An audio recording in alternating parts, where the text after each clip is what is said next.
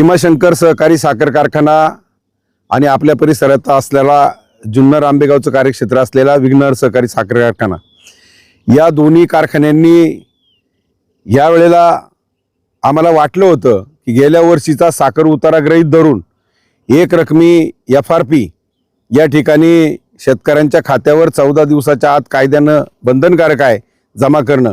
तशा पद्धतीनं हे लोक पैसे जमा करतील अशी अपेक्षा आम्हाला होती, कारण नुकताच हायकोर्टानं जो निर्णय जाहीर केलेला आहे की ऊसाची FRP ही एक रकमीच दिली गेली पाहिजे आणि ह्या हायकोर्टाच्या निकालानुसार या दोन्ही कारखान्यांनी न्यायालयाचा एक प्रकारे या ठिकाणी अवमान केलेला आहे, न्यायालयाच्या निर्णयाची अवहेलना केलेली आहे। म्हणून सगळ्यात पहिलं मी दुपारी राजू शेट्टी साहेबांशी बोललोय। सगळ्यात पहिला निर्णय आम्ही असा घेणार आहे की या दोन्ही कारखान्यांच्या विरोधामध्ये न्यायालयाचा अवमान केला म्हणून न्यायालयामध्ये अवमान याचिका आम्ही दाखल करणार आहोत। तशा संदर्भामध्ये आमचे नेते राजू शेट्टी साहेबांशी माझी दुपारी चर्चा झालेली आहे, कारण एक प्रकारे तुम्ही यांनी 3000 रुपये उचल दिली, भीमाशंकरनी पलीकडं 3100 रुपये उचल दिली, म्हणजे एक रकमी FRP कंप्लीट करून तुम्ही दिलेली नाही। मुळात 14 दिवसाच्या आत हे एक रकमी पैसे देणं FRPचे अपेक्षित होतं।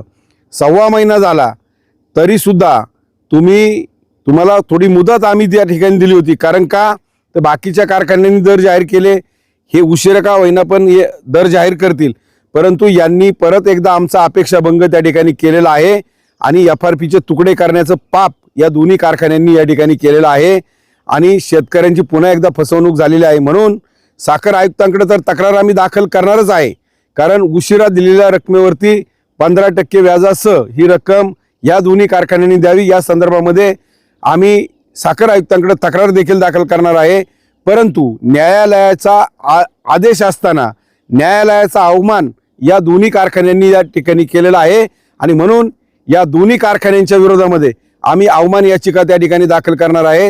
हे स्वतःला राजे महाराजे समजू लागलेले आहेत। आमच्या मनाची मर्जी, आम्ही मनाला वाटेल तसं वागू आणि वाटेल तसं करू, हे चालणार नाही। हे कायद्याचं राज्य आहे आणि जर कायद्यानं एक रकमी FRP 14 दिवसाच्या आत देणं बंधनकारक आहे असं असताना तुम्ही एकमेकावरती बरोबर एक विघ्नार भीमाशंकरकडे लक्ष देऊन असतो, भीमाशंकर विघ्नारकडे लक्ष देऊन असतो, संगनमतानं अशा पद्धतीनं तुम्ही जर अशा पद्धतीनं शेतकऱ्यांची फसवणूक करणार असाल, एक प्रकारे शेतकऱ्यांचे पैसे अशा पद्धतीनं वापरणार असाल, लुटणार असाल, तर मग मात्र स्वाभिमानी शेतकरी संघटना गप्प बसणार नाही। ऊसतोड सुद्धा वेळेमध्ये होणं अपेक्षित आहे, त्याचं नियोजन देखील होणं गरजेचं आहे। कार्यक्षेत्रातील जे ऊस आपल्या आहेत ते पहिले तुटले गेले पाहिजेत, कारण बाहेरून ज्या वेळेला तुम्ही ऊस आणता त्यावेळेला त्याचा तोडणी वाहतूक खर्चाचा फटका आज आम्हाला जवळच्या शेतकऱ्यांना, कार्यक्षेत्रातल्या शेतकऱ्यांना त्या ठिकाणी बसत असतो आणि म्हणून याच्या विरोधात देखील आम्ही सातत्यानं त्या ठिकाणी आवाज उठवत आहे आणि आवाज उठवत राहू। आज मला 2 वर्षापूर्वीचं दिलीपराव वळसे पाटलांचं भाषण आठवतं। भीमाशंकर कारखान्याने गेल्या वर्षीपासून डिस्टिलरी प्रकल्प त्या ठिकाणी इथेनॉलचा प्रकल्प पूर्ण क्षमतेने चालवलेला आहे। वळसे पाटील साहेबांचं वार्षिक सभेतलं भाषण आजही मी आपल्याला काढून दाखवू शकतो। साहेब त्या ठिकाणी म्हणाले होते, पुढच्या वर्षीपासून तुम्ही मागाल तो भाव आम्ही तुम्हाला देऊ। मग साहेब तुम्ही जर FRPच या ठिकाणी वेळेमध्ये देत नाही आणि FRPचेच तुकडे करायला लागले तर शेतकऱ्यांनी तुमच्यावर विश्वास ठेवायचा कसा? भीमाशंकर कारखाना सलग 7 वर्ष देशात 1 नंबरचा पुरस्कार घेतोय आणि FRP मात्र ते कंप्लीट करून देत नाहीत। मी दुपारी बाळासाहेब बेंडे नानांशी बोललो, कारखान्याचे चेअरमन यांच्याशी। मी नानांना सांगितलं, ते म्हणले आम्ही देणार आहेत ते पैसे। अरे पण तुम्ही एक प्रकारे तुकडे तुकडे करून पैसे त्या ठिकाणी देण्याचं काम करताय, हे चुकीचं आहे। तुम्ही या ठिकाणी मगाशी सांगितल्याप्रमाणे कायद्याचं उल्लंघन करताय, न्यायालयाचा अवमान करताय। या गोष्टीचा मी सर्वप्रथम या ठिकाणी निषेध करतो आणि तुम्हाला हे पुरस्कार घेण्याचा अधिकार काय आहे? तुम्ही जर अशा पद्धतीनं वागत असाल आणि मनमानी करत असाल, तुमच्या मनाप्रमाणे जर कारभार करत असाल तर हे चालणार नाही। तुम्ही या ठिकाणी कायद्याचं उल्लंघन केलेलं आहे, मनमानी केलेली आहे आणि म्हणून ऊस उत्पादक शेतकऱ्यांच्या वतीनं मी या ठिकाणी याचा जाहीर निषेध करतो। यांनी लवकरात लवकर राहिलेली रक्कम जमा करावी आणि ही रक्कम जमा करत असताना जसं सोमेश्वर कारखान्यांनी उशिरा दिलेल्या FRP वर व्याज दिल्याची घटना आपण पाहिलेली आहे, त्याच पद्धतीने जर तुम्ही 1 नंबरचा पुरस्कार घेताना जर तुमच्या दानत असेल तर उशिरा दिलेल्या रकमेवरती 15% व्याजासह ती रक्कम त्या ठिकाणी जमा करा. आणि स्वाभिमानी शेतकरी संघटनेनं केलेली मागणी, कोल्हापूरच्या ऊस परिषदेमध्ये राजू शेट्टी साहेबांनी जी मागणी केली, या वर्षीचा अंतिम दर 3750 रुपये या दोन्ही कारखान्यांनी या ठिकाणी दिला गेला पाहिजे. 12% साखर उतारा या ठिकाणी भीमाशंकर कारखान्याचा आहे आणि 11.61 साखर उतारा विघ्नारचा आहे गेल्या वर्षीचा. या हिशोबानं आज तुम्ही उचल देऊन तोडणी वाहतूक खर्च किती धरलाय हे सुद्धा आम्हाला माहित नाही. तुम्ही किती रक्कम दिली, म्हणजे शेतकऱ्यांना काय तुम्ही वेळेत काढता की काय, हे चालणार नाही. आणि म्हणून हे कुठंतरी थांबलं गेलं पाहिजे. आणि म्हणून शेवटी यांची जर मस्ती असेल कारखानदारांची, तर शेवटी आम्हाला पर्याय नाही, न्यायालयात जाण्याशिवाय आम्हाला पर्याय नाही. म्हणून राजू शेट्टी साहेबांशी मी बोललोय की आम्ही या दोन्ही कारखान्यांच्या विरोधामध्ये अवमान याचिका त्या ठिकाणी दाखल करणार आहोत. विग्नरची एफआरपी किती निघते? विग्नरची एफआरपी आता तोडणी वाहतूक खर्च किती धरलाय, त्यांनी फक्त उचल दिली 3000 रुपये. पण मग तुम्ही कन्फर्मेशन काय घेतलंय का? मी एमडीशी बोललोय परवा, एमडींनी सांगितलं, म्हणले आम्ही उचल दिली परंतु फायनल एफआरपी त्यांनी केली नाही. तोडणी वाहतूक किती वजा केली आणि मग एवढी रक्कम आम्ही तोडणी वाहतूक वजा करून ही फायनल एफआरपी बसते. माझ्या मते 3250च्या आसपास पुढं मागं त्यांची एफआरपी त्या ठिकाणी तोडणी वाहतूक खर्च वजा जाता बसेल. आणि भीमाशंकरचा साखर उतारा गेल्या वर्षीचा थोडा पैसे दिले, किती पेड केले? 3000 रुपये फक्त पेड केलेत. राहिले किती? अजून जवळपास 250 रुपये बाकी आहेत त्यांच्याकडे. आणि आपल्या भीमाशंकर कारखान्याकडे सुद्धा जवळपास माझ्या माहितीप्रमाणे 250 रुपये, पण भीमाशंकरकडे आम्ही त्या ठिकाणी मागणी केलेली आहे. सोमेश्वर कारखान्याची एफआरपी सुद्धा 3300च्या पाठीमागं येत होती, पण त्यांनी काही रक्कम त्याच्यामध्ये टाकून त्या ठिकाणी 3300 रुपये राऊंड फिगर त्या ठिकाणी सोमेश्वरनी भाव जाहीर केलेला आहे. त्याच धर्तीवर जिल्ह्यातलाच कारखाना आहे सोमेश्वर. जर तुम्ही एवढे पुरस्कार घेता, आणि सगळ्यात महत्वाची गोष्ट, साखरेचं केंद्राने धरलेली आधारभूत किंमत आहे 31 रुपये आणि आता साखरेचे भाव यांचं कारखान्याची टेंडर निघतायत 3637 रुपयांनी. 3637 रुपयांनी जर साखर विकली जात असेल तर मला सांगा 6 रुपये 5-6 रुपये तुम्हाला किलो मागे त्या ठिकाणी अतिरिक्त नफा होतोय. जर 31 रुपयाच्या आत जर साखरेचे भाव आले तर मात्र तुम्ही सरकारकडे अनुदान मागताना एफआरपी कंप्लीट करून देता.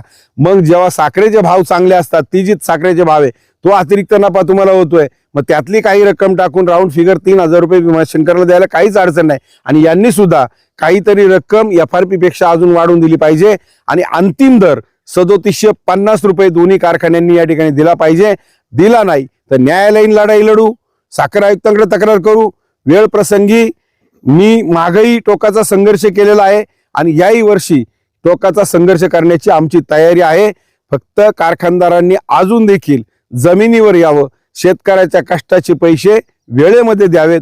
आज खर्च प्रचंड प्रमाणामध्ये वाढलेला आहे, त्या पटीमध्ये तुम्ही जरा शेतकऱ्याची थोडीफार तरी तुम्हाला दयामाया येऊ द्या. तुम्हाला जर थोडीफार तुमच्याकडे जर माणूस की काही शरम थोडीफार शिल्लक असेल तुम्हाला, आता मला त्या भाषेमध्ये बोलायचं नाही परंतु बोलायची वेळ येते. अरे तुम्ही चांगुलपणा समाजामध्ये दाखवता आणि इकडं मात्र लबाडीचे धंदे तुमचे चालूच आहेत. हे लबाडीचे धंदे बंद करा. प्रभाकरजी मंगळ, तुम्ही शेतकरी संघटनेचे जिल्हा अध्यक्ष आहात. यस. जिल्ह्यामध्ये इतर अनेक साखर कारखाने आहेत. तुम्ही फक्त वारंवार 2च कारखान्याचा विषय घेता? नाही, असं काही नाही. आमचे बाकीचे कार्यकर्ते सुद्धा त्या भागामध्ये त्या कारखान्याकडे पाठपुरावा करतात. आमचे प्रकाश तात्या बालवडकर असतील ते संत तुकाराम कारखान्याकडे लक्ष देतात. आता मी पूर्ण जिल्ह्याची जबाबदारी माझ्याकडे नाही, पलीकडच्या भागामध्ये सुद्धा आमचे काही कार्यकर्ते आहेत, प्रदेश युवक अध्यक्ष आहेत, ते सुद्धा त्या ठिकाणी तिथल्या कारखान्यांशी संघर्ष करत असतात. त्यामुळं असं काही नाही की त्याही कारखान्यांच्या पाठीमागे आम्ही लागतोय. शेवटी आपल्या भागातले जे कारखाने आहे उत्तर पुणे जिल्ह्यातले खास करून, त्यातल्या त्यात हे 2 कारखाने आपल्या जवळचे आहेत, यांच्या पाठीमागे आम्ही खास करून लागतो. संत तुकाराम एक पलीकडे, घोडगंगा तर त्या ठिकाणी बंदच पडलेला आहे. अजित पवार म्हणाले होते माऊली कटकेंना निवडून द्या, मी कारखाना चालू करतो. वर्ष झालं तरी घोडगंगा कारखाना बंदच आहे. आता अजित दादांबद्दल दुसरंही सांगतो. जिल्हा दूध संघाच्या वार्षिक सभेमध्ये जर्सी गोऱ्यांचा प्रश्न, भाकड जनावरांचा प्रश्न आणि जनावरांचे बंद असलेले बाजार आणि दुधातील भेसळीचा मुद्दा मी जाहीरपणे त्या ठिकाणी मांडलाय. सगळ्या दुनियेने तो पाहिलाय. अजितदादांनी मला शब्द दिला होता, मी एकटा निर्णय घेऊ शकत नाही, मंत्रालयात बैठक लावतो. आणि शब्दाचा पक्का आहे अजितदादा म्हणले. अहो कायचा शब्दाचा पक्का? अजून मंत्रालयात बैठक नाही, मला निरोप नाही, काय नाही. पण एक लक्षात घ्या, या भूमिकेवर आम्ही गप्प बसणार नाही. फक्त बोलाची कडीन बोलाचा भात आहे. निवडणुकीत फक्त मतं घ्यायची, खोटं बोलायचं आणि मतदान झाल्यानंतर हे सगळ्या गोष्टी विसरायच्या. तोच प्रकार घोडगंगाच्या बाबतीमध्ये झालेला आहे. राजकारणी विश्वास ठेवण्याच्या लायकीचे नाहीत. लबाडायचा धंदा फक्त या लोकांचा चालू आहे. निवडणुकीपुरतं फक्त मोठ्या आवाजात बोलायचं, भाषण करायची आणि परत एकदा कारखाना बंद असल्यामुळे ये रे माझ्या मागल्या. घोडगंगा कारखाना बंद असल्यामुळे तिथल्या कर्मचाऱ्यांचे प्रपंच उद्ध्वस्त झाले. नाही, आता याला जबाबदार कोण आहेत? तिथले माजी आमदार अशोक पवार असतील किंवा आता अजितदादा अर्थमंत्री, अजितदादांनी त्यांच्याकडे अर्थ खाते, त्यांनी आर्थिक मदत करून तो कारखाना पुन्हा चालू करणं गरजेचं आहे. याचा फटका कामगारांना तर बसतोयच, परंतु आज तिथल्या भागातल्या शेतकऱ्यांनी ऊस कोणाला घालायचा हाही प्रश्न त्या ठिकाणी निर्माण झालेला आहे. म्हणजे शिरूरच्या भागातली परिस्थिती अत्यंत अवघड आहे.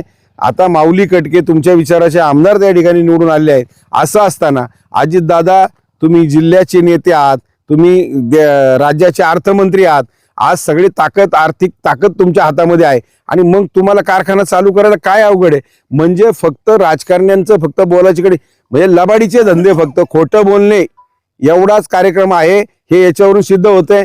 मी तुम्हाला जनावरांच्या बाबतीमध्ये जर्सी गायींच्या आणि गोऱ्यांच्या बाबतीतही सांगितलं आणि तोच प्रकार घोडगंगाच्या बाबतीमध्ये आहे. काय विश्वास ठेवायचा यांच्यावर? म्हणजे सगळे लबाडीचे धंदे आहेत.